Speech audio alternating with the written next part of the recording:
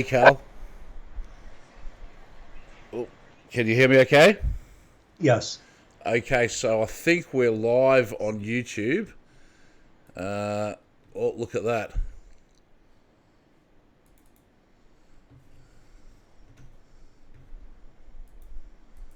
The only thing that's doing that's strange is it's showing you twice on the screen and not showing me. So let me just confirm that this is going on YouTube.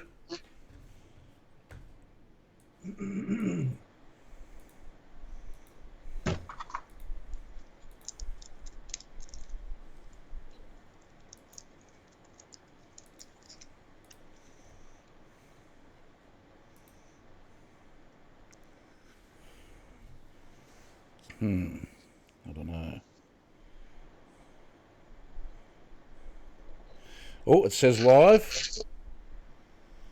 Hey, we're live. Okay, so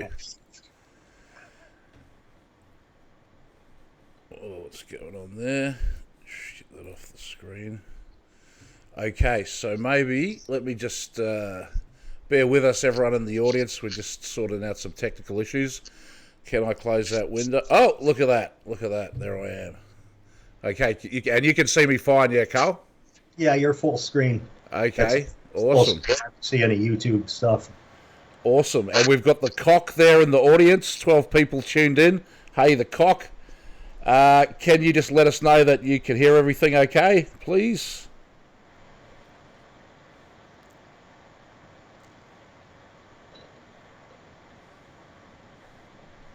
Got a bit of a delay.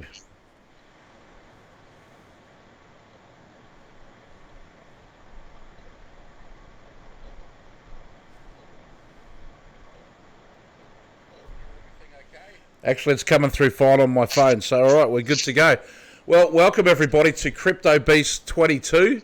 I'm joined by Carl Hassell, and we're picking up on, I believe it was CryptoBeast, number 15, I think, last time you were on, Carl, and we're talking about Mana Trujillo and the Peyote Way Church of God. And I want to really, first of all, thank Carl so much for bearing with me. We've been trying to schedule this part 2 since the beginning of 2019, and we've had a lot of false starts, so I've had a lot of technical issues, but they appear to be all resolved now. So I'm looking forward to getting into it.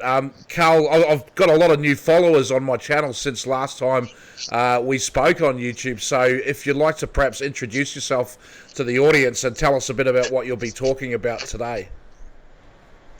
Well, my name is Carl Hassell, and I was a member of the Peyote Way Church of God from 1998 to 2016. 2005, I forget, maybe 2015 now, I have to go check. At any rate, I discovered that there was a lot of stuff I had not been told, and I went and started doing my own research by accident. I found out through reading Final Judgment by Michael Collins Piper, I came across the name Mana Trujillo, and I went, what is this all about, a.k.a. Emmanuel Trujillo? So I typed it in on the web, and it led me on several months of reading books and FBI files, and I came to understand he had a whole life in the 1950s that I wasn't told about, and the 60s, really.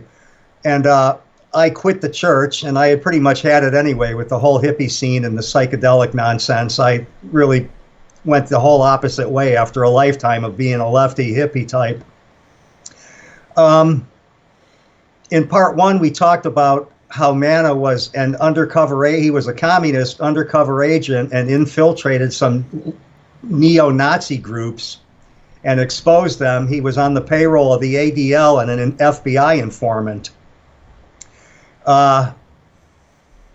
His biography, written in 1955, completely contradicts everything that is the established narrative of Peyote Way and their pottery company, the Mana Pottery Company. The book, in an email, when I wrote the co-founders of the church and quit, I told them some of my complaints and said, you guys lied to me. And they admitted that they were buying up every copy of the book they could find because it was misogynistic and it was embarrassing. Well, the fact is, the book contradicts everything that is the accepted tale of how the church started. Right. So we have, but basically the church was created around peyote, and this organization is the most responsible for introducing peyote to the Western world. Is that correct? One could say that, although, the DEA admits that there's virtually no underground traffic of peyote. But the church is basically weaponized anthropology that has brought in Freemasonry, elements of Freemasonry, highly connected to the Mormon church, goddess worship. There's a whole mishmash in there that he created this religion. And, it's basically another mind control cult using a 401 tax exempt to enable members in 5 states to take peyote legally. And it's still going today, right? It's been going for about 50 years. He started it in 1970, and then It became the Peyote Way Church in 1977. Right now, they're charging $400. They upped the price for a spiritual experience with peyote. They call it a spirit walk. It's now $400, and you have to book 3 months in advance. That's how many people they're packing in there. You go in, you pay your $400 donation, as they call it, and then you get some tea to drink, and you hang out for about 3 days because it's quite a peyote. You really got to prepare to do that. Can you tell us a bit about what a peyote trip is like? What sort of preparation you would do, and what you would gain from the experience, and also maybe why people seek this out? Well, it's a natural psychedelic. It's not synthesized, and it's, the Native American church are the people that really were using it originally until he incorporated this religion. It's a very gentle psychedelic. It's very introspective. Everybody I know that has taken it, including myself, has a very serene, introspective experience, and it's extremely psychedelic. It's really, in many ways, more powerful than LSD, but it's not, LSD is like standing up in the front car of a roller coaster for 12 hours, where peyote's not like that at all. It's very gentle, and it takes a long time to go up. The peak lasts for an awful long time, and then it wears off very slowly. So you really got to block out your schedule for 3 or 4 days in order to do it correctly, and then assimilate back into the real world, because it's really something else. It's a wonderful experience, but I don't agree with how they have set this thing up, because there's a lot in there. Once you're in the church, they have different degrees. There's 1st through 4th degree, which is reminiscent of Masonry. Right. And they also practice the Word of Wisdom, Section 89 lifestyle of dietary for vowed clergy, which is out of the Book of Mormon. It's basically a vegetarian lifestyle. And they say they're not connected to the Mormons, but they are. As I found out in my research, they're part of something called the United Order, which was started by Joseph Smith. And basically you do what they call ritual labor. You basically work for free making artwork, and you get rice and beans and a place to throw your sleeping bag down.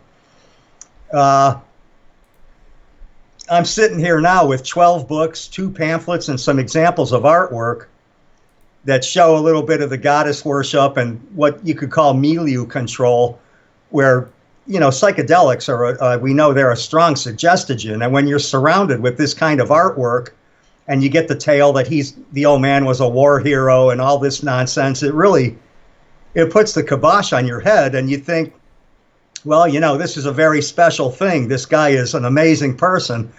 We look at his name, Emmanuel. Well, that means from God, or God be with us.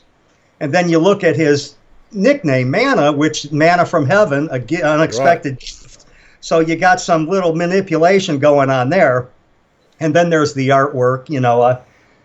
He incorporates a lot of beings and ghosts, or whatever spirits you want to call it, in the artwork.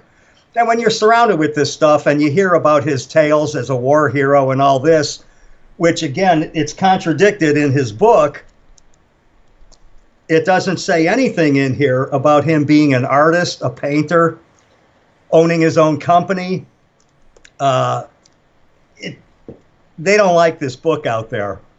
I managed to find 6 copies at a great expense and I sent 4 of them out and kept 2.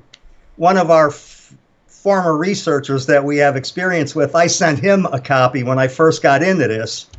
And I wish I didn't in retrospect. Well, I think who you're talking about, he probably didn't do anything with it anyway. But no, but I guess that's an appropriate segue to something you just mentioned before, which is what's the connection between the Peyote Way Church of God and the Mormon Church? Well, outside of them practicing the Word of Wisdom lifestyle, it's called Section 89, a Word of Wisdom. They are part of the United Order, which you tithe and you give all your goods and services to the church. You sign it over, basically. At the end of the show, I in the comments section, I'm going to put in 25 links and 5 YouTube videos so the audience can go through this stuff themselves. Great. I'll put that up at burners.me as well. Okay. I can't share the PDF files, though, and I can't share any of the pictures. So, that I was hoping maybe you could take care of that, and if not, then that's okay too. Yeah, we'll get that up later, and that'll all be put in one place at burners.me with a link to it from this video when it's on YouTube. But that might take a week or so. There's actually an enormous amount of information that Carl is sharing here, and he's, in my opinion, a legitimate whistleblower of the 60s counterculture, having participated within the Peyote Way Church of God in many ceremonies and rituals, and then having been inspired to do his own research into what it was, finding this very obscure book. But not only that, you've been doing a lot of digging for many years, haven't you, Carl? Well, yeah, at least since 2016, and I came out with it in 2016 and started sneaking pieces in here and there, trying to get people interested. And nobody had any questions, comments, or anything else. I basically was ignored until you gave me the platform for part 1. And I still have a ton of information. So I think this is going to be a series. We might do a series of streams. We'll just sort of see how we get through today. We can talk about whatever you want to talk about, Carl. I'll give you basically the floor. And a shout out to everyone in the audience, Ghost Crab, Kate, Lady Steph C. My mods, I'm under pretty significant attack from the blue team right now on social media, so just be real ruthless on any trolls that do show up. Carl, he's you seem like you're doing pretty well at the moment with your health and everything, Carl. I had a procedure today. I had a sonogram over in Stockton, and there's going to be a surgery scheduled. But yeah, I'm all right. I'm still walking around, and it's going to take a lot more than what's happened to me to put me down. Yeah, well, that's great. But Carl, he's too proud to ask for it himself, but he really could use some assistance. So I don't think I've ever received any super chats on this channel, but I think that I can receive them. So if anybody does want to send any super chats in for the stream, that'll all go directly to Carl as a gratitude for sharing his story with us. So thanks very much, Carl. Back to you. And I guess part 1 we went through Mana in the 50s, the infiltration of the neo-Nazi groups at the same time as he was working with the ADL. And we sort of got up to the 60s. I don't know if that's where you want to pick up again, or if you want to start from another angle. No, that's fine. As a lot of the researchers doing this research on the 60s and MK Ultra have completely missed this guy. Nobody has seen anything about this dude, and I think part of the reason is he has had 10 different aliases. So, I mean, with 10 aliases, even the FBI didn't know who he was come the 1980s. And he's been operating sort of in the shadows as well, at the fringes of society. Were they part of the Rainbow Gathering? No, I'm sure Rainbow people are members of the church. Right. Most of their membership is in California, even though they have worldwide members. Most of them are in California, and I would say a very significant amount are white men and young white men. The interesting thing is, going back through the 60s and 70s, he had absolute personal contact with everybody. Timothy Leary, the Brotherhood of Eternal Love, John Griggs from the Brotherhood, Bill Haynes, the psychedelic yoga master. He lived at Millbrook in the front house. He had a pottery studio there, And when Millbrook got busted, everybody was popped except him. They left him alone. Except for him. That's very interesting, isn't it? It's always interesting when someone seems like they're in trouble with the authorities and then all of a sudden they let go and nothing happens to them, huh? Yeah. And the medallion that the clergy wear, and I had mine, I still have it, and I know I sent you pictures of it, but that medallion is the same design that Timothy Leary was using for a lot of his literature, like How to Start Your Own Religion and The Politics of Ecstasy. You see the exact same symbol. And one of the co-founders of the church said he modeled the church, in 1977, after Leary's book, How to Start Your Own Religion. So Leary is directly tied, and I'll show in the links all this kind of stuff. He was instrumental. He met Manna in 1962, gave him LSD, as the story goes, and Manna turned him on the peyote. And he also knew Walter Bauert and Peggy Hitchcock, and he lived on Bauert and Hitchcock's land in Tucson in 1968. He was involved with that trial in the 50s with Mickey Jelke, and then he left and went to Canada and was busted up there in a cannabis scheme, and he ended up doing 2 years in prison.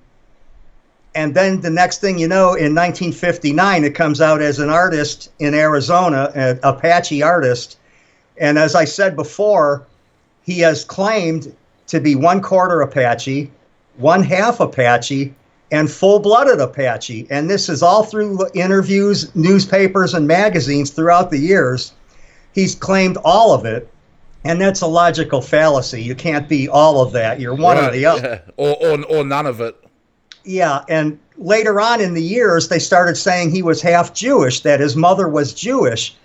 But in his book, it says he's a Roman Catholic born in Pennsylvania. So you can't be a Roman Catholic born in Pennsylvania and be also born on the Apache Indian Reservation, as it says in a 1960 newspaper article. He's a full-blooded Apache born on the San Carlos Reservation. But the book contradicts all of that. It's a complete fabricated tale.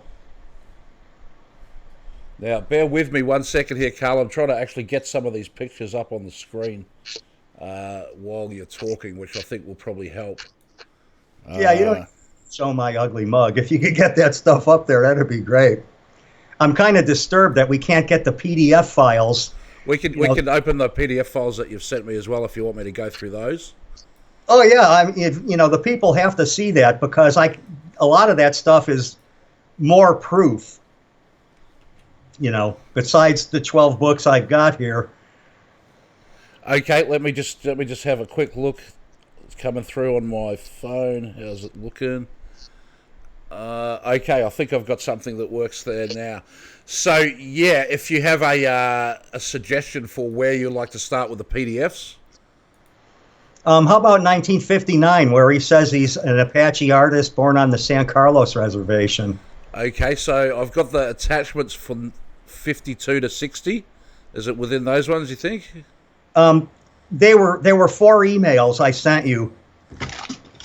I've got January 2nd, 15th, and 22nd. Okay, yeah, I can get it from that. Yep. 15th. That would be great. Yep, I can get any one of those. So pick which one you want. Start anywhere you want with them. Okay, so January 2nd. All right, how's that looking on the screen there? Can you guys see that okay? Can you see that, Carl? I see nothing. You might not be able to see it on your screen. Wonder what I can do about that. If you could see, if you in the audience can see them, you could just tell me what they are, and I could either. Okay, yeah. So I'm looking, and I don't know if you can pull up on your computer this email as well, so that you're looking at the same thing just on the computer. But right now, there's a book. It says, "I love you, I hate you: My 6 weeks of free love with Pat Ward." Yeah, that was the book he wrote in 1955, and printed by the pornographer Samuel Roth. Right, so he's working with pornographers and distributing drugs. Well, yeah, and he also, the audience can go back and look in the FOIA files, the FBI files, and see that he had 14-year-old girls and girls younger in various states of nudity while he was doing his rightist lectures and ranting and raving. He was trafficking in, he used to buy slugs for slot machines en masse and actually made a living distributing them. He would buy them in bulk, and he had anti-Semitic literature he was printing and sending all over Europe and all over America to scare Jews into donations for the ADL. And, as you could see in the FBI files, he was working with guys like Stepanowski, who was a spy, and Sanford Griffith. He was working with some top-notch spies that were bankrolling him. They bought him a motorcycle and some boots, and he was scheduled to go on a tour in the South to develop gun connections and start riots on college campuses over the education issue in 1953 or 4, whatever it was, the big, when they started letting blacks in schools. Right. So the audience can check this themselves, but what you need to do is in your search engine, don't just type Manna Trujillo, type Manna Truhill or Manna Peyote, and you'll get different information on the same man.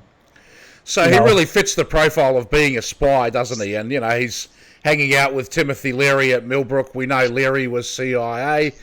We know that Billy Mallard Hitchcock was meeting with Richard Helms frequently at Millbrook. And we know that MK was a CIA project. So the chances of this guy hanging out with all these spies, having that in his FBI file, being involved, with MK I think are extremely high, but we don't have any specific direct evidence, do we, Carl, of him being part of MK No, he was real tight with Rosemary Leary too, and up to his death, he kept a handwritten letter from her framed. He really kept a lot of contact with Rosemary. He was real good buddies with her, I guess a platonic relationship, you could say, and he kept that framed letter on his desk.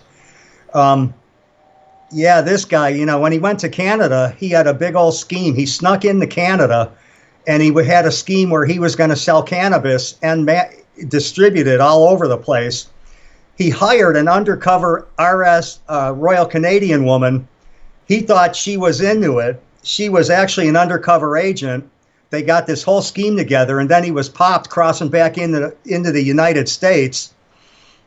And he had 700 marijuana cigarettes. There's 3 different articles from the Canadian newspapers, and he ended up getting 2 years for that.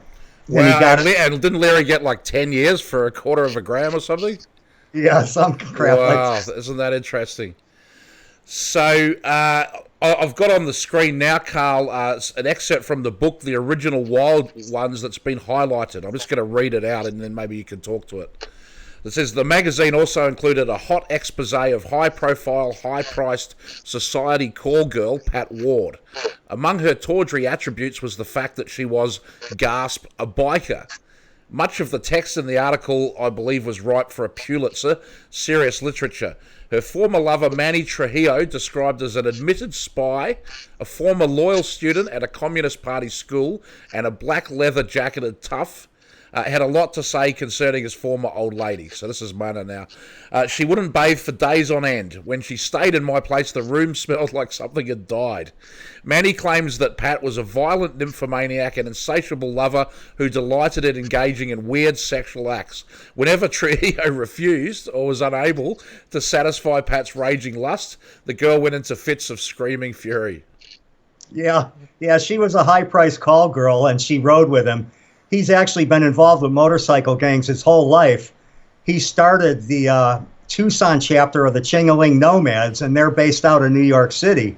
Well, he started a Tucson chapter, and I sent you the links to that in something called Annie's blog, where she mentions it. He's been involved with bikers his whole life. He actually told me one day he regrets that he can't shoot guns or ride bikes anymore because he's too old and sick.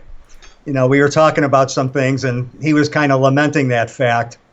But right up to his death, a couple of Chingalings came out there and visited him out at the ranch there, looked to check him out. He was an honorary member in New York, and they actually escorted him to the Smithsonian Museum where he has a permanent display in the American Indian Museum.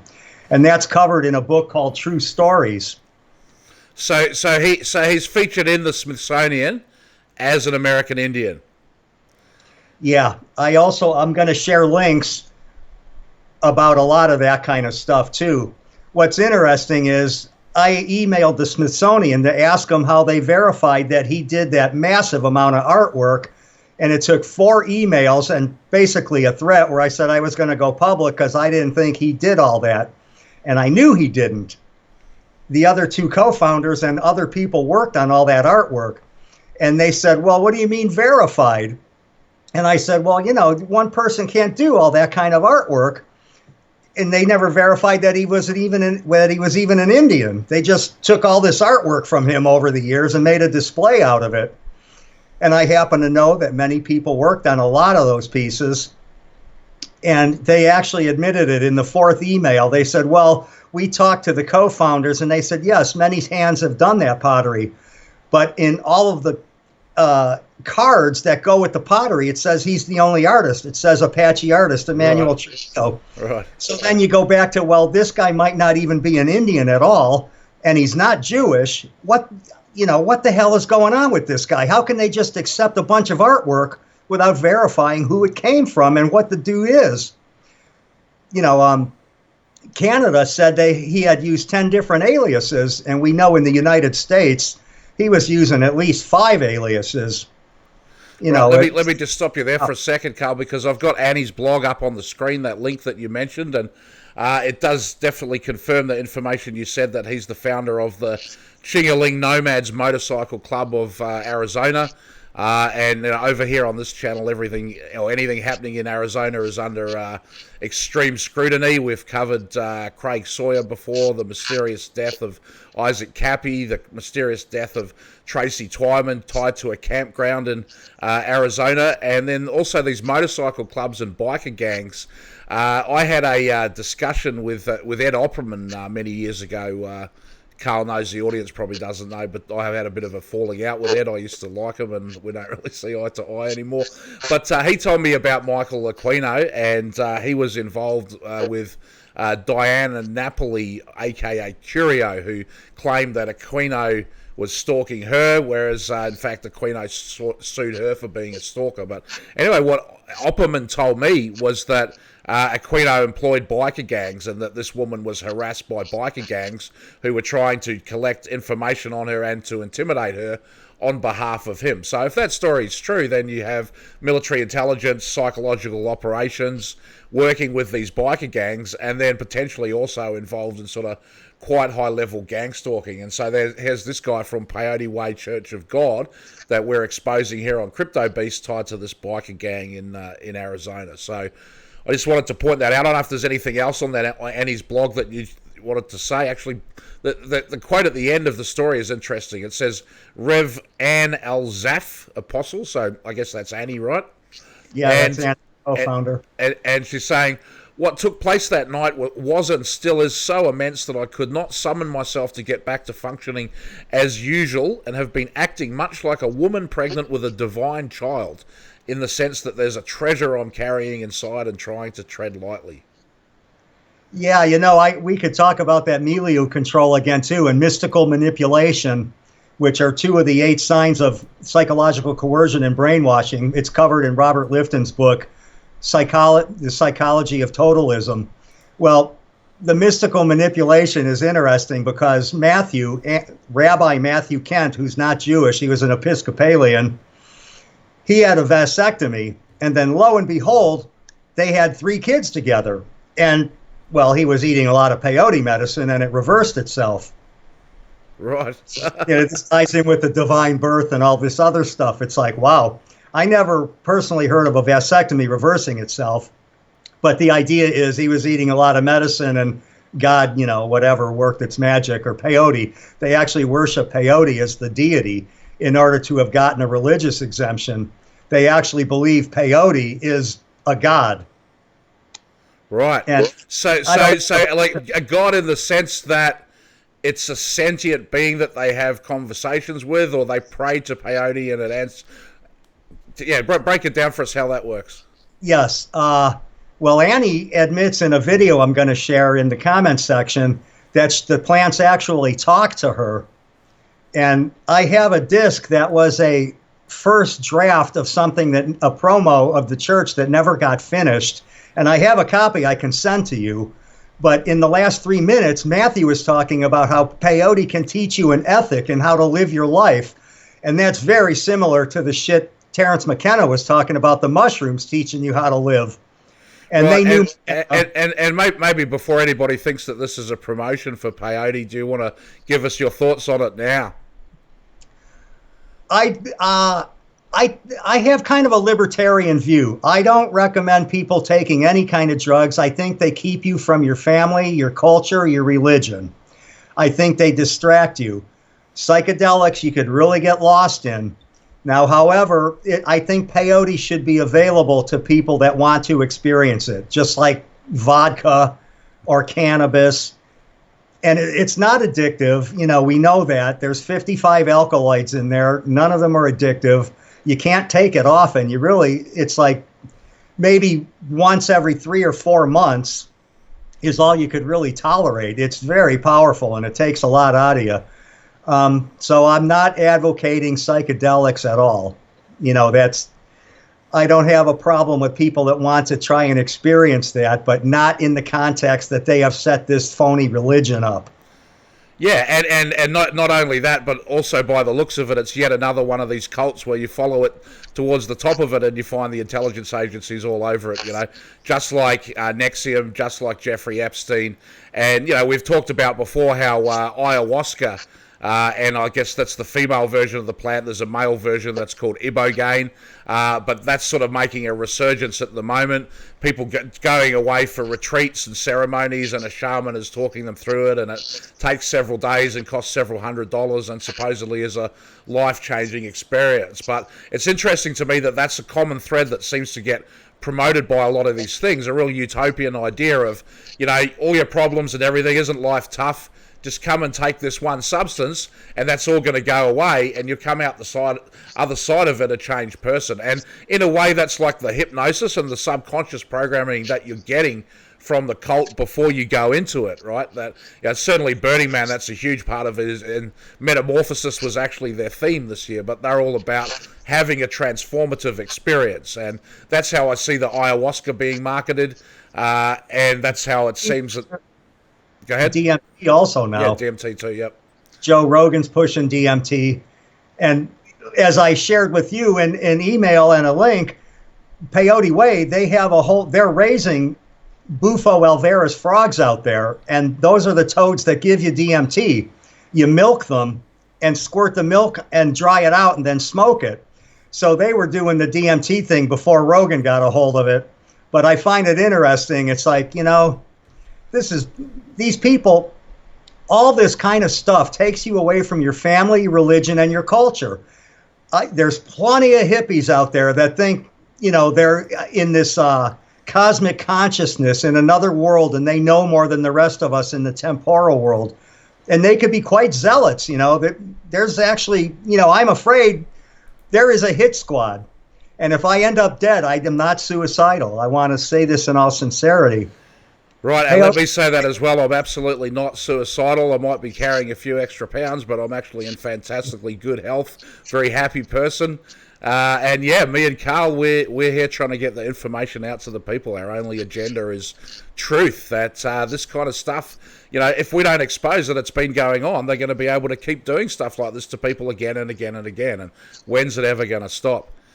So, Carl, I've got up on the screen now, and I've gone on from the Annie's blog email to another set of photos, and this is you when you're much younger, wearing like a navy blue sweater. You've got long hair, and you're holding up two things above your eyes. Yeah, those are two mature peyote buttons. Wow, so that's what it looks like, huh? Yeah. And that comes off a cactus? It looks like a carrot. You know, it grows in the ground like a carrot, and that green is what sticks out of the ground. And tell us the scale of the operation. That you know, how many of these plants would Peyote Way Church of God be producing these days, in your estimation? They've got about 70,000 plants growing right now. I'm going to share in a link their greenhouse. in a YouTube video. And I know I've given you some pictures too that show the extent of the greenhouse.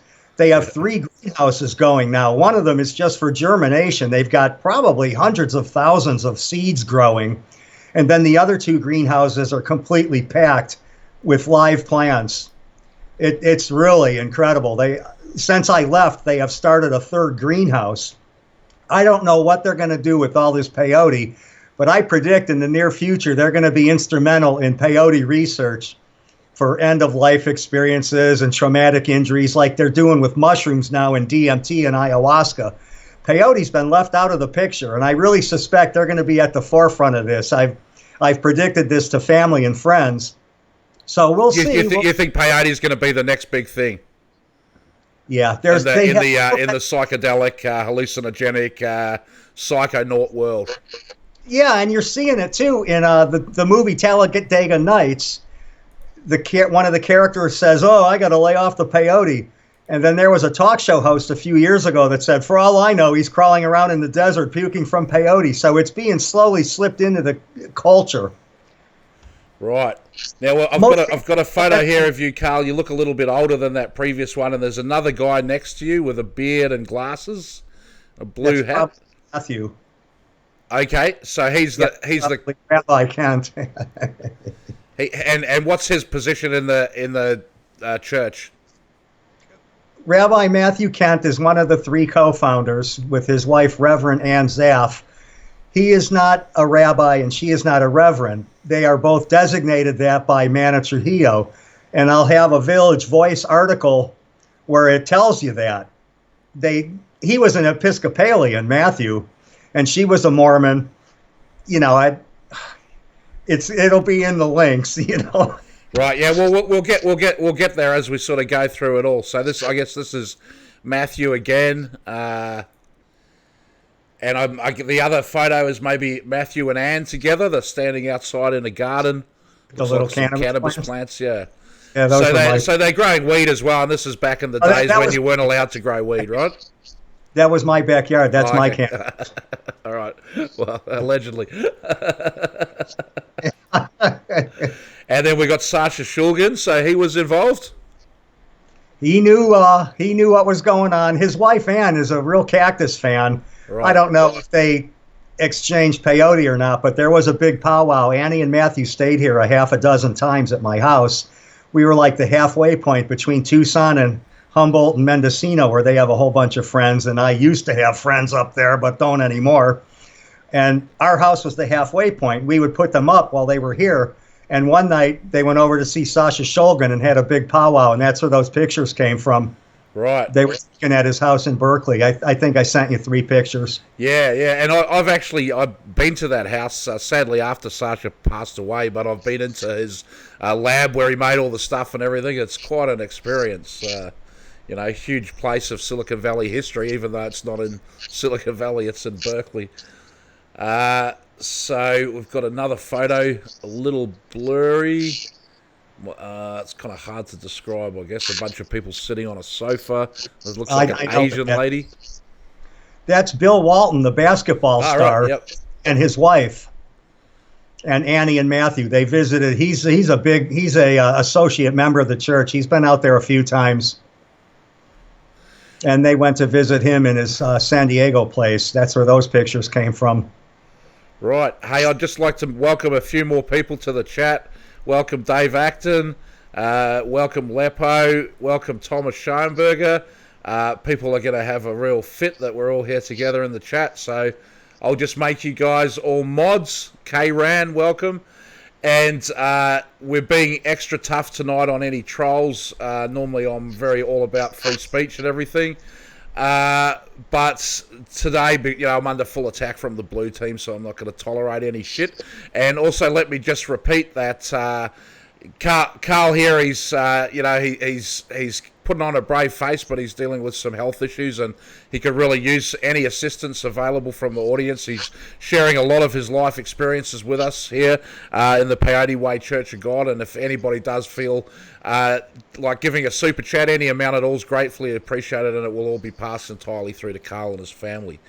All right, so coming back to the story, so we've got Bill Walton, who, he's extremely close to the Grateful Dead, like really part of the Grateful Dead scene, huge fixture there, and also linked to the Peyote Way Church of God. What about the rest of the Dead? I don't think, and I don't know if any of them have been out there, but they all have skulls, ceramic psychedelic skulls that were made back in 1980. Everybody in the band at that time and a couple of roadies all got psychedelic skulls. Right. I broke mine, but I have pictures of it. I can. You probably have pictures of mine, but I don't have it anymore. But those things, it used to be like $300, and they've gone up in price now too. Everything's got jacked up. But here's an example of a spittoon. I don't know if I can see this. This is a spittoon for puking and spitting in on a peyote walk. Now, let's see. On this side, there's a guy. That's a representation of a man. Right. And on this side, we got a woman. You can see the boobs. Yeah. Well, there were only two of these made. The two that were made, one was for me and one was for a cannabis grower up north, and they both had different designs. But I still have that. I broke the skull I had in a fit. When I first quit the church, I was so pissed off. I tore up paintings. I broke ashtrays. Broke a lot of pottery. Was there some specific incident that triggered you to explode with rage and quit the church? Yeah, I found out I was being lied to when Matthew said, in conversation once up north, with no solicitation on my part, he said, Carl, I searched, man, on the web. There's nothing there. He's a ghost. He always was a back shadow guy. There's nothing on the web. And like I explained in part one, I was reading Final Judgment by Michael Piper and came across the name. And it was like, oh my God, I've been jacked off this whole time, man. Right, so they basically gaslighted all the followers in the church that there's nothing to see here, it's not even worth investigating, we've looked into it thoroughly and everything's clean, when in fact, with a bit of research, you actually can find that their stories are not true. And then now, with the level of research that you had, you were completely tricked by these people, I think it's fair to say, yeah? Yeah, and there's like 100 pages of FBI files that name him directly. And then there's other ones where his name is blacked out, but you know what who they're talking about by what they're describing. It's like, holy shit, there's probably more than 100 pages of FBI files on him. I was really pissed, and I wish we had 4 boxes of pottery, and we broke almost everything and threw away a lot of paintings. But I have some prints here, and I could show you some of these. If you look at this, you'll see like weird faces in it. Wow, it's kind of a bit of a Keith Haring style. I quite like it, actually. You see the little faces in there? Yep. Let's see. Here's a picture of him in almost like the picture of Quanah Parker, the guy that started the Native American Church. This is a similar pose. Right. This looks like a headshot for a movie here. Right, yeah. Here we have the Virgin Mary coming out of a peyote button. I don't know how good that's showing on the screen to everybody. And the eagle there being the American Indian symbolism as well, yeah? So they're sort of mixing the Mormon and the American Indian together to kind of create a new pseudo-Christian, pseudo-hippie, pseudo-New Age religious if you look at this psychedelic cult. closely, not only is the Virgin Mary coming out of a peyote button, but she's clutching one near her heart. You could see that. Yeah. Well, So, this kind of stuff, that's all mystical manipulation. It's right out of chapter 22 of Robert Lifton's book, Thought Reform and the Psychology of Totalism. Do you happen to have the picture of me in the tie-dye in the peyote house holding all those buttons? holding a whole bunch of buttons. Let's see. I think we're in the right section. I'll just keep flicking through until I see I'm if wearing I see something. tie-dye and holding a flower pot, and there's just peyote everywhere. I can see I've got one of a wheelbarrow and people are just lifting it up with a big shovel. I mean, there's obviously tons and tons of this stuff. Wow, quite a setup there. Tons of it. Oh yeah, here you are. Here's the. I've got the picture on screen now of you in the tie-dye, holding a big thing of buttons, yeah.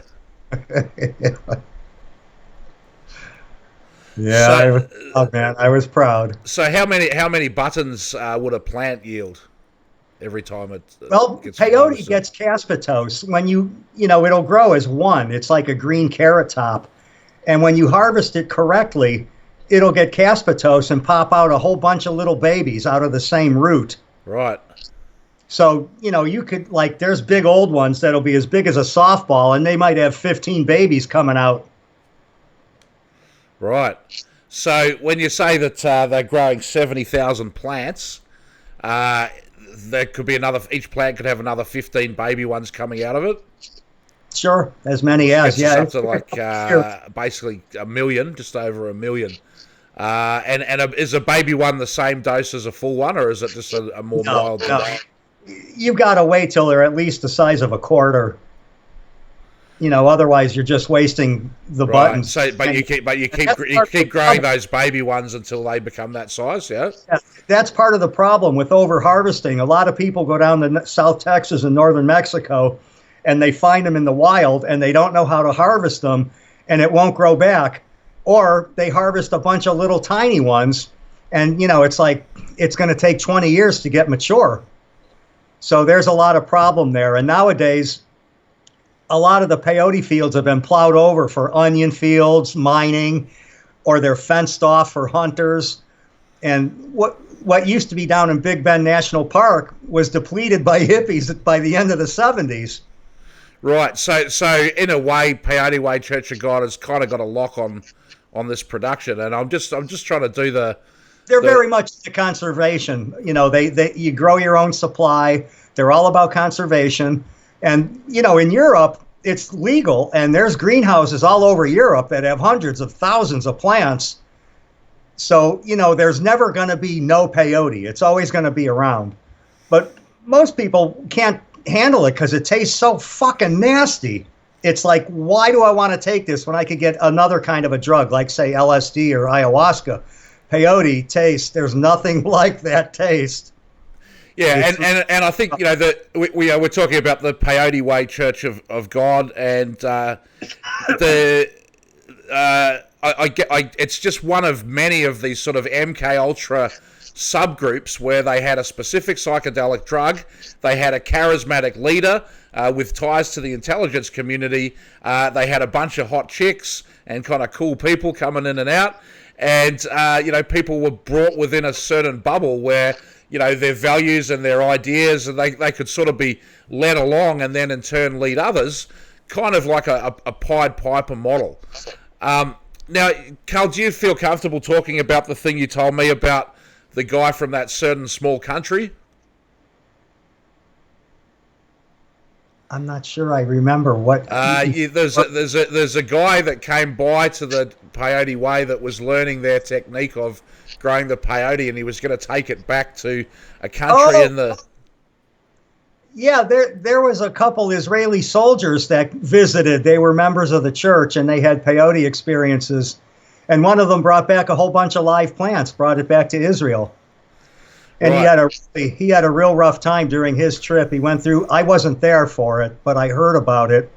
He went through a terrible experience. You basically call it a bum trip for what he was doing to the Palestinians. And he saw his way clear through the peyote.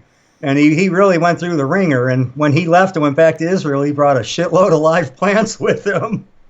Right. So, and then also thanks to the work of our friend Matt Carney, he's been looking at the Hefter Research Institute, which is all over a lot of the research into these psychedelic drugs, and he found many sources of Israeli funding for that group as well. So it does seem like that country is very, very interested in this type of technology, if you want to call it that, MK Ultra technology, the technology for manipulating people's minds.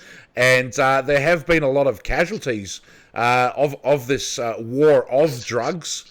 I don't think it's necessarily a war on drugs, because those waging the war, the governments of the world, they're actually not trying to stop it. They're the ones facilitating the sale of it through their intelligence agencies. And this has been the way ever since the formation of the British East India Company and the Opium Wars. This drugs are being used as ways to enslave massive amounts of people at the same time. And these days we have big pharma, but many of the things being sold by big pharma are the same as the illegal street drugs. It's just like wrapped up and put in a different brand and maybe a bit cleaner, but it's got the same problems of addiction, and in a way some of those drugs are being sold with the cult as well. But the thing about this sort of tune in, turn on, drop out thing was it was encouraging people to go to the fringes of society, kind of disappear away where they're not really being seen. And it's quite dangerous at those fringes. This is where human trafficking happens and people disappear. This is where people die, or where they start to have mental health issues as a result of messing with their mind, a great deal. And people can commit suicide as a result of mental health issues. So this I don't think this is necessarily a healthy and beneficial thing for society. And I think even if it was in some uses of it in indigenous culture, I don't think that's how it's being used today at all. I think they've just taken some elements that they've appropriated of that culture, and then they're using that to sell a seductive utopian vision. Yeah, on a side note, on two side notes, I've got a lot of Native American friends, and a lot of my peyote in the 70s came from them. And when I first blew the whistle on Peyote Way, I let a bunch of them know that the Peyote Way was charging $300 a pop. And I explained the whole thing about a manual, and they were pissed off. And I was hoping a bunch of guys would go down there and demand spirit walks, and they weren't going to pay $300 for it. But what happened was, at the time, they were all involved with the damn Dakota pipeline protest. So Peyote Way got put on the back burner, but they were pissed about it. And it's like, white people have no business setting this shit up, making all this money on it. I never paid for peyote in the 1970s, ever. And I probably took it 3 or 4 dozen times. On another related note, precursor chemicals for LSD, you got to get piecemeal through Israel. You can't just get it like you used to, the precursor chemicals here in the U.S. anymore. So, they're really tied into these psychedelics. Right, and then something that Jan Irvin has actually covered and exposed is the relationship between MDMA and MAPS, and Rick Doblin at MAPS, that they are basically, trying to monopolize that worldwide. It'll be a legal substance, but one that's sold by them, and they've been, I think they're at stage 3 FDA clinical trials for that, which means that's about to be released as a licensed pharmaceutical. And you have a picture with John Hanna, who used to be part of MAPS, in the Shulgin set of pictures I sent you.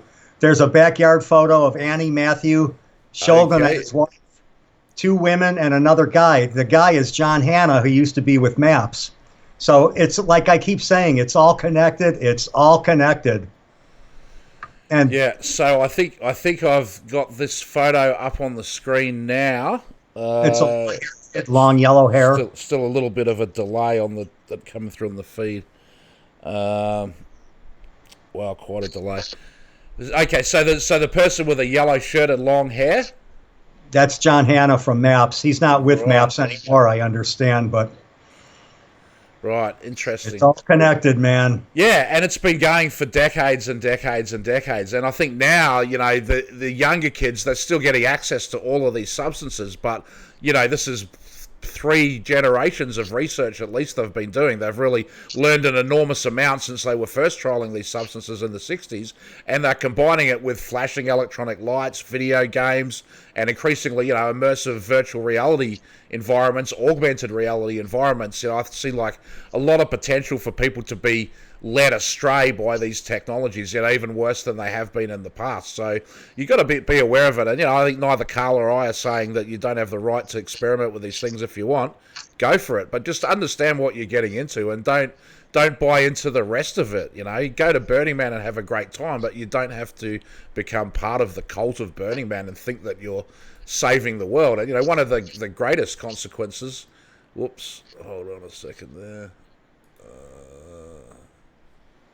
Guess it doesn't matter. Search Carl Hassell. Okay, so yeah, one of the greatest consequences of this rave culture, counterculture, Grateful Dead culture, 60s culture is a lot of young women getting caught up in the scene and just going having a great time partying, but not taking the time to settle down and start a family. And when you're in that world, you're 35 years old and you've been dancing your ass off at concerts and festivals for 15 years, having a good time. That's just your life, and that's all your friends, and you're part of it. But it's almost too late for you. And I've sadly seen, a number of women that I've grown up with only getting to that realization too late, or by the time they figured it out, the opportunity was gone in terms of biological reproduction. And that, when we think about the social engineers that put this stuff together, the Aldous Huxleys of the world, Bertrand Russells, and potentially George Orwell. I don't know if he was part of designing it or he was just a guy picked to write about it. But, they trace back what they were trying to do, their objectives, and we get to this ISIS Urania cult wanting to reduce the population of the world. They're eugenicists, and they're trying to introduce the third sex, the transgender, as part of their eugenics agenda to reduce population. And this has been their goal for hundreds of years. So the attack on the family unit and the attack on regular people, reproducing in the regular old way, that's part of these people's agenda. I mean, it's hard to sometimes even imagine them as people. It's easier to think of them as space aliens or demonic entities that have possessed these people, because they just seem to be so against humanity and so against mankind, and that's not the message you get sold when you first enter the drug scene. The message you get sold is that we're rebelling against the man. This is what you do. If you don't like society, drop out. Yeah. I wasted a lot of years of my life living a hippie type lifestyle, and I went to about 100 Grateful Dead shows, and I saw all the side bands. And I still have friends today that are going on tour with Dead and Company and seeing all the shows. And it's more prevalent now than it was then, except it's very secretive now after Pickard got busted, Leonard Pickard. Right, yeah. William Leonard Pickard, who was the main LSD manufacturer in the United States, probably the world. Yeah, it's really gone underground, but there's still a lot of liquid and gels out there. And all you have to do is look at a Dead and Company show on the web, and you tell me that LSD is not involved with that anymore. The technology is, just space age now with the lights and the psychedelic shit on the screen. And the kids are a lot younger now. It's still happening, and so many people just end up living in a van or being strung out on something harder like heroin. It's just a complete waste. Yeah, when you're 18 years old and you're living in a van and you're going to concerts and festivals, it's great fun and that's all right. But when you're 36 and you're still doing that, it's like there's something going wrong. Yeah, or older. I know people that are 60 years old still going to shows, and they said, "Hey, I like the music." And I try to tell them, you're supposed to like the music. That's how it was written. When you think about how they changed the tone of the from 4/4 to whatever it was, the megahertz, and then the thump.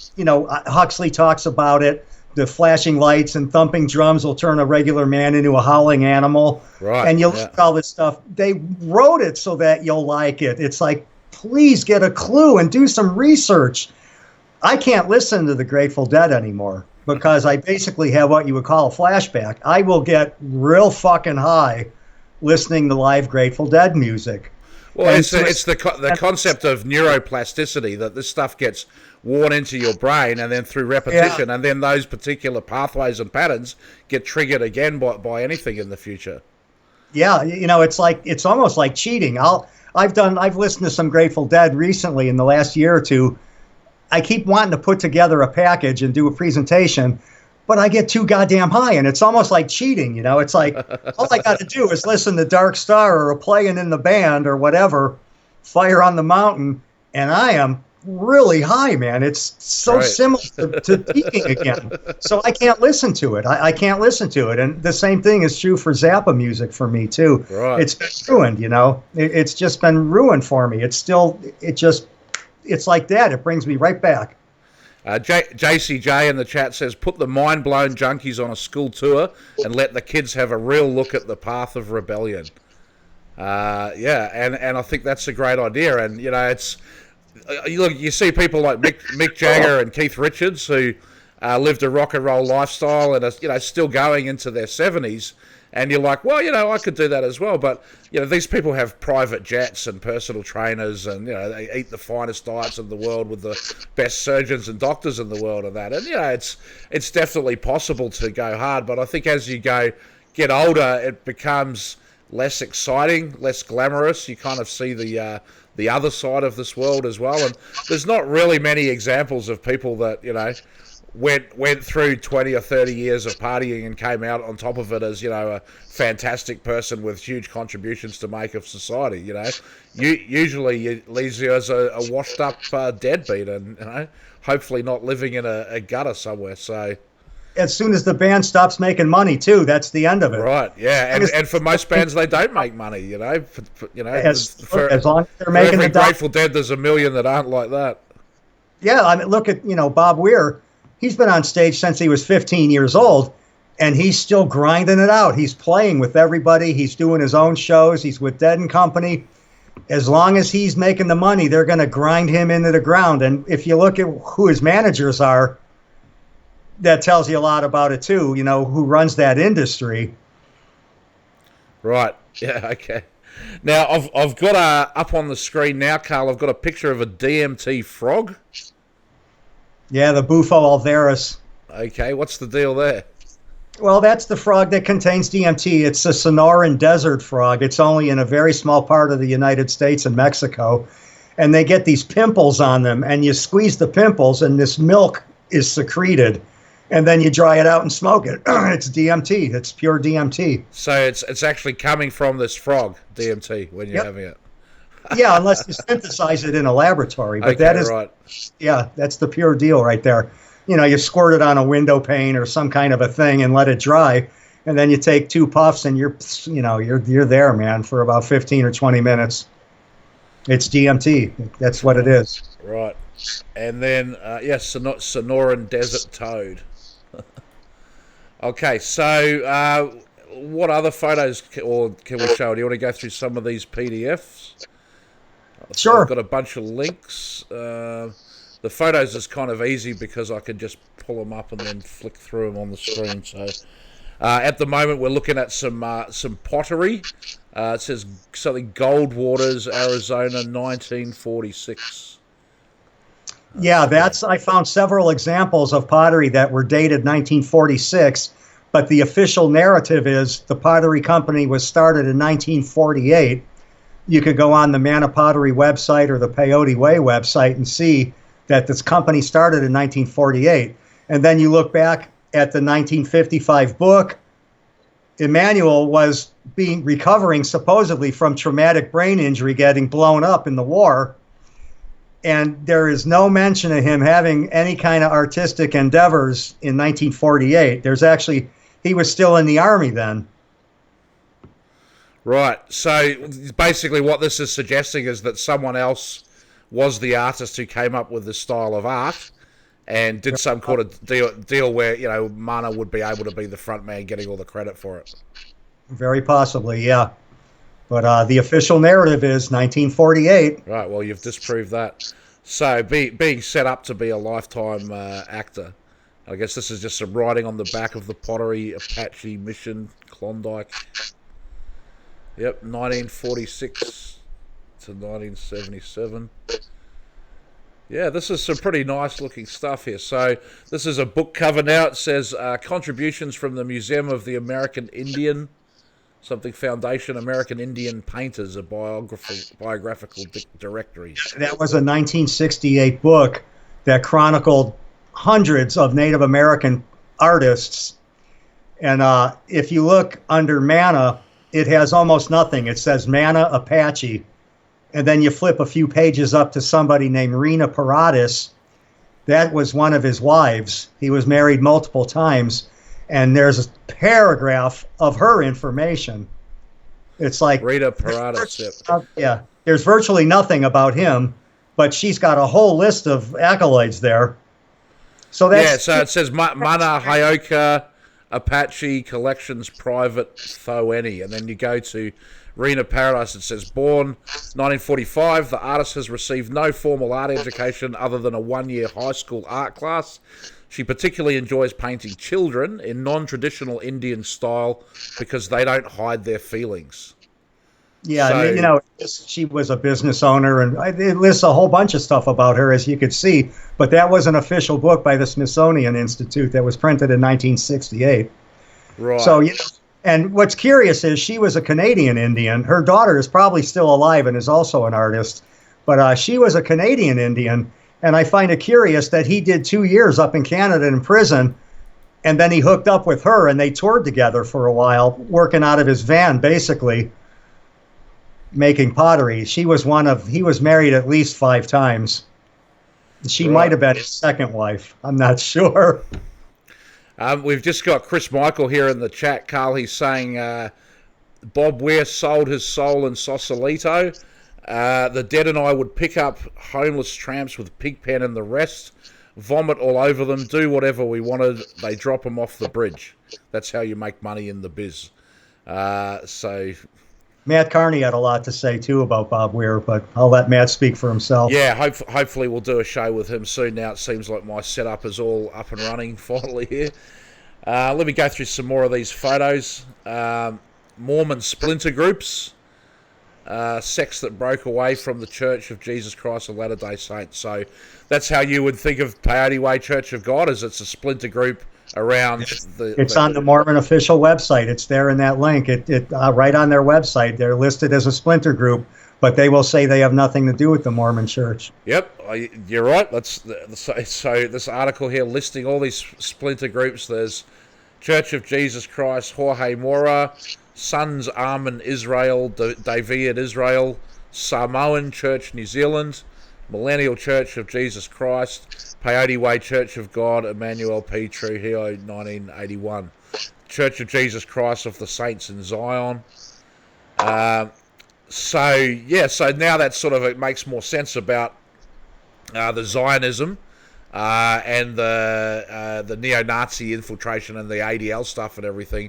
If he was coming out of the Mormon Church, which is basically the Zionist faction of Christianity for most of these sects, as far as I can tell. Yeah, I was a third degree clergy, and so was my wife. And there's actually 4 degrees. Emmanuel was a 4th degree clergy, and it's got a lot of Masonic overtones there. And I think I sent you a picture too of one of their pamphlets for the 33rd anniversary of the church. Another Masonic. Okay, yep, I've got that up now. That'll come on the screen in a second. So yeah, 33rd anniversary of multicultural peyote use. The Peyote Way Church of God is a spiritual center, and the Peyote Way is its spiritual ethic. Yeah, wink, wink. Chris says he's just kidding around about they would pick up tramps and drop them off the bridge. Okay. I hope so. Yeah. What's interesting is one of the co-founders really likes to brag and drop names, and I do too, and sometimes it's beneficial and sometimes it's not. But he would brag that one of his brothers was Army intelligence, and him and his 3 brothers were looking for a Masonic nursing home to put mom in because she was getting pretty old and lived alone. So it's like, he said this multiple times. So there's the Freemason, and then he claims his brother was Army intelligence. So just like the Grateful Dead, we find at the genesis of these things all the usual suspects. Yeah, it's all connected, man. It's been my mantra for the last several years. It's all connected. Yeah. And as I said earlier in part 1, when Emmanuel died in 2010 and was buried, Peggy Hitchcock showed up for the funeral and left a $5,000 check on the kitchen table. Right. Yeah. Well, there you go. I mean, there's further evidence that this was all an operation connected to all the other operations. And she's still alive today, is she, Peggy Hitchcock? Yeah, she is. Yeah. So I've got a photo up now. Reverend Emmanuel Pardiatan Trujillo, born May 25th, 1928, died June 24, 2010. So he looks to have been in pretty good health even in his old age. Yeah, what's curious too, I think I sent the links. He was on Haight Street in March of 1967, and he was running around giving people LSD and peyote. And somebody in the Digger newsletter said, Emmanuel is the man, be careful. And then a couple days later, the San Francisco Oracle put out a retraction and said, no, Manna is cool. He's a roadman for the Native American Church. And there's articles I'm going to supply the links to.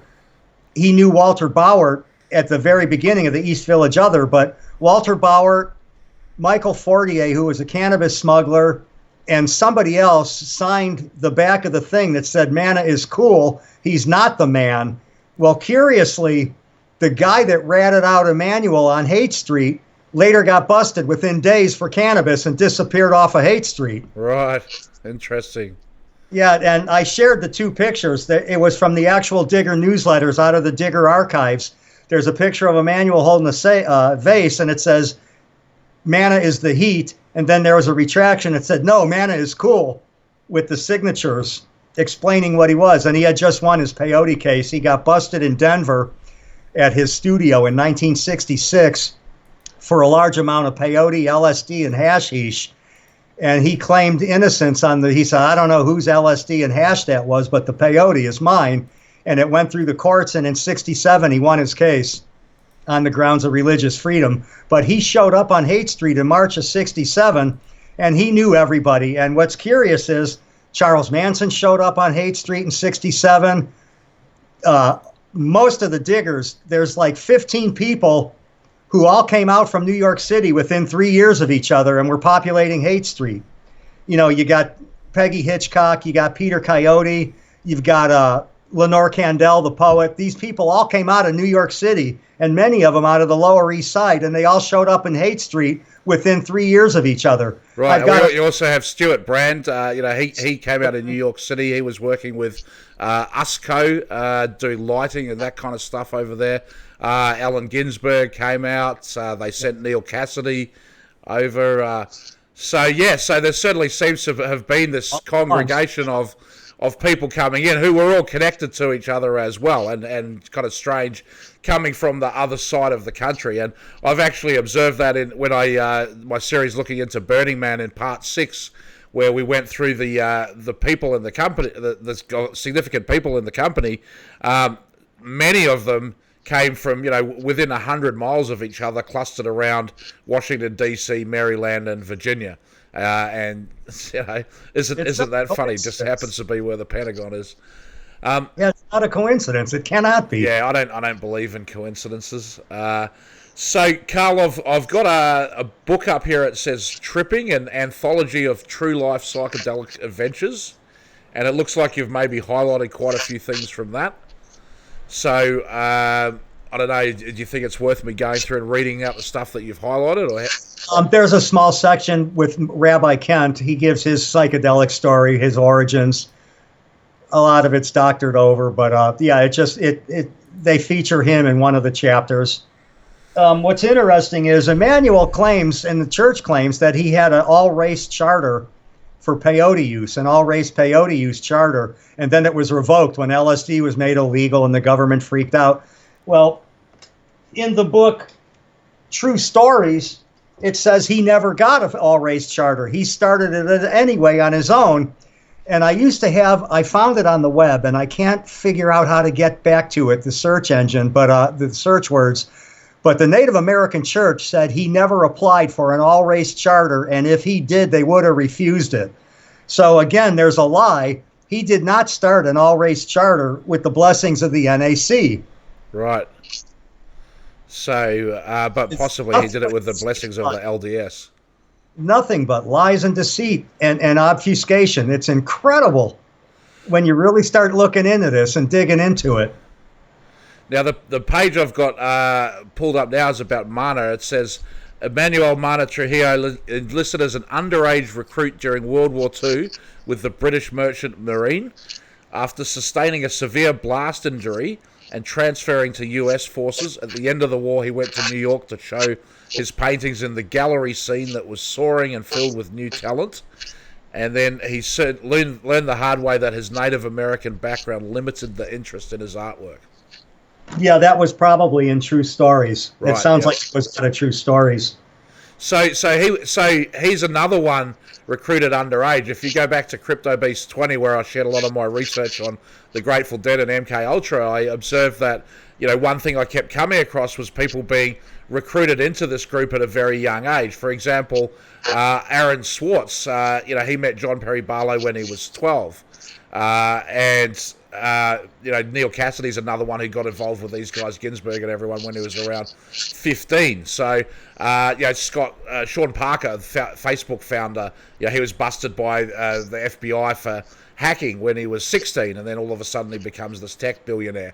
So, yeah, this pattern keeps coming up again and again and again of recruited in their teenage years, and I can't help wondering if that's what happened to Mana as well, being an underage recruit in the British Merchant Marine. Like, you know, a young 15-year-old boy on a boat full of hardened sailors. Like, you know, sounds like a recipe for disaster. In his book, in the section about the author, it says he hurt his leg in a parachute jump and was mustered out with a 30% disability. It never says he sustained brain injury and had his face rebuilt and a plate put in his head, right, which is the tale throughout interviews and magazine articles all through the years, right up to the present. He is described as a war hero that was completely blown apart at the island of Heligoland when a boat exploded or they were bombed, but it's nothing in there. And, you know, his book, the 1955 book, this is the oldest primary source document we have about this guy. There is nothing before 1955 besides his involvement from 52. Sorry, Carl, can you hold the book up again? I was a bit too slow on moving the chat window there. Yeah, this one, I hate, I love you, I hate you, my 6 weeks with Pat Ward, the high-priced call girl. So before 1952. He infiltrated the NRP in 52 through 54, got busted in Canada in 56. And this book is the oldest information we have about him. There's virtually nothing except their tale of him being born in a Red Cross shelter to a French Jewish mother. But it says in the book he's Roman Catholic, and he was born in Pennsylvania. And throughout several interviews, he says he's full-blooded Apache and was born on the San Carlos reservation. Right. That's why they were buying up all the copies of the book. Now, the page that I've got here is saying about the Millbrook bust, that the police came all flashing their lights, headed by former FBI agent G. Gordon Liddy, who later became the burglar in the Watergate robbery, like basically a hatchet man for the powers that be. And they drove up the driveway, arrested Leary and all his cohorts, and drove back down the long drive, never paying a moment's notice to the crazy Indian who stayed busy working his clay. I mean, when's that ever happened? The FBI's gone and raided a drug cult and arrested everyone, except for one person because he's doing pottery. Yeah, and why would the Chingaling nomads give him an escort to the Smithsonian Museum? It's in that same book. Why would they give this guy an escort to the museum to drop off his pottery? It's like, wow, man. Right. One myth and lie after the other as far as his origins go. It's really, I mean, I could talk for hours on it. I wish somebody else was an insider and we could really discuss it together and blow the minds of the audience. But yeah, well, maybe we can collect some questions and stuff in the comments to this video, and by the time we get together to do the next chat, we can see if there's any audience questions to address. I mean, this might be a good place to break it up, Carl. We've been going for a while. Is there anything else you really want to talk about, just to round things off for today's session? Well, I did give you some pictures of a jar of tea, and it has directions that says return unused portion. So what's happening is people are returning the tea, and Annie is refreezing it and rethawing it and putting into a new batch. So basically, a communicant is getting the backwash of who knows how many people from around the world, and they're still getting a donation for it. And I confronted her in an email about that. And she goes, well, we don't do that anymore. Well, I'm sure the Graham County Health Department would love to hear that. You don't know how many people's backwash is in there in that reboiled tea. Yeah, well, I mean, it seems that's an issue with many religions, right? Like when the Catholics do their communion and people are all sort of drinking from the same cup and everything like that. And you look at the Black Death and the way the plague spread through Europe in the middle of the last millennium, and you wonder if was it related to that practice of everybody trying to communally share cups and things. It's kind of a bit of a strange idea with our modern thinking. I've got a couple of pictures that came up here. Zionism, Islam in the West. Yeah, that's the symbiosis between anti-Semitism and Zionism. Do you want to just talk to that a bit and how that ties into Mana? Yeah, there's 12 different books. Those two of those books that you just named there, those two titles, extensively go into his background, being a spy and an agent for the ADL and working with spies, as does a really good book called Dreamer of the Day. It's basically about Francis Parker Yockey, the veteran who became a spy, but they have 5 pages on a manual and the crazy shit he was doing. He had cadaver parts in a freezer in his apartment in New York. Mana did. Really? He had all kinds of New York elites popping in and out of there in that apartment during the 50s. The 12 books I have, including the 2 you just mentioned, Zionism, Islam in the West, they mention him, some of them multiple pages of the shenanigans he was up to. And the symbiosis between Zionism and anti-Semitism, I'm going to put the link up there for that, and you could actually see how he worked with a spy named Stepanowski. This guy was in deep with several spies. So I'll put up like 25 links and 5 YouTube videos, but I can't do the PDF files or the pictures. But they'll be fun. Yeah, well, I'll try to get all that stuff together and up in a post, and people can go read through, and I'll certainly put the pictures of the books and hopefully put a link through where people can buy them as well if they want to do further research. Okay, so once the show is up, I'm going to go up there in the comments section and start throwing the links in. So if everybody can give me a little time to do that, that'd be fantastic. There'll be more than enough to go through, and you could always go online too and see the FOIAs regarding him. Right, yeah, and I'll try to get some links into that as well. Okay, well, it's been awesome. Thanks, Carl. I'm glad we were finally able to get it together for this. Thanks, everybody, for tuning in. I hope you've enjoyed it. That's been CryptoBeast 22. I'm your host, Steve Outtrim. This has been Carl Hassell. We've been talking about Mana Trujillo and the Peyote Way Church of God. Please subscribe to my channel, CryptoBeast. Come follow me, Steve Outtrim, Outtrim, on Twitter and on Steemit. And my blog, burners.me, and we'll have a post up there very soon with this video and a whole bunch of the links that we've been talking about. Thanks very much, Carl. I'll talk to you next time. Thanks, sir. Thank you.